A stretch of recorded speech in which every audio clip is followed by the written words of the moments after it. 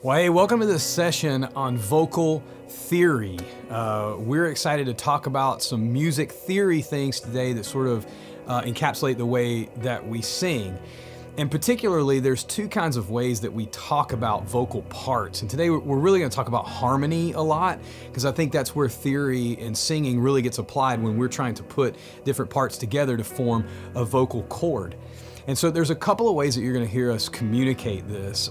Maybe you grew up in choir, or maybe you grew up with a singing background from school or from church choir or something like that, and you're used to the terms like tenor, alto, soprano, baritone. You're used to the more formal terminology when it comes to talking about vocal parts. And sometimes we will communicate in those parts. That's one of the two ways that we talk about vocal parts. So if you grew up, you're familiar with that, fantastic. A lot of the songs that we lead in modern worship, if they're male-led, they're led in the tenor range. And so typically we have an alto on top of that with the next harmony up, or we have a soprano above that. Rarely so. What we try to do with parts is keep them as close to the melody as possible, and I'm going to talk a little bit more about that in just a minute. So sometimes we'll communicate in this tenor, alto, soprano with the tenor being the melody. We'll also communicate tenor, alto, soprano with the alto being the melody. On female-led songs, a lot of times the alto is the melody and the soprano part will be just above it and the tenor part will be just below it.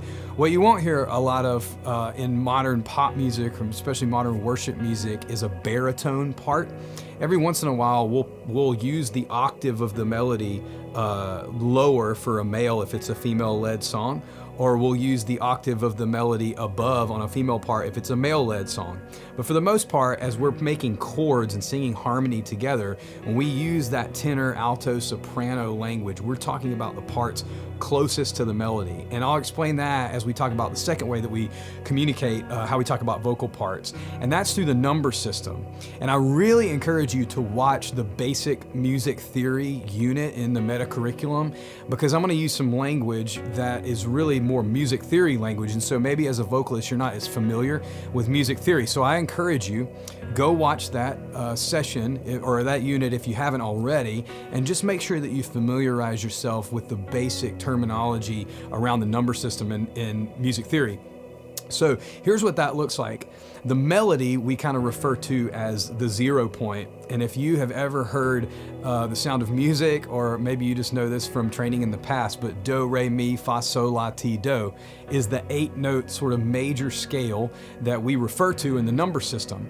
And so if the melody is the first note, then do, re, mi is the third note, fa, so is the fifth note in the scale. And so we'll refer to those parts as thirds and fifths. And if you remember from the basic music theory unit, that's how we make a major chord. We have the melody, the tonic note, the root note, then we have the third interval and the fifth interval, and that makes a major chord. Now we'll move those notes around as we harmonize together and make parts interesting, but sometimes as we're singing melody, we'll refer to a part as the third, which is that third interval, or the fifth, which is that interval here. Sometimes we'll even say, hey, sing the fifth, which is the part above, but we want it to be the octave below. And so we'll communicate in these numbers sometimes, and based on whether a song is male-led or female-led, we always try to keep these parts, again, as close to the melody as possible. And so whether we're talking about tenor, alto, soprano, or whether we're using the number system to delineate and communicate those parts, the goal for us is to produce vocal parts that really encourage the church to sing. And so we want to make sure that there are parts that are close to the melody, and that there are parts there in every vocal range so that men and women alike can contribute, can engage, and worship together as the church.